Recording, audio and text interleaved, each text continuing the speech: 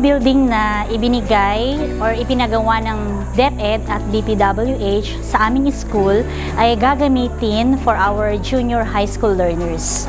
Since Kalayaan Integrated School ay nagpapatuloy na ini-improve ang quality of education ng aming mga learners, especially sa junior high school. Makikita naman natin na very useful ang building na to for them. First, instructional purposes.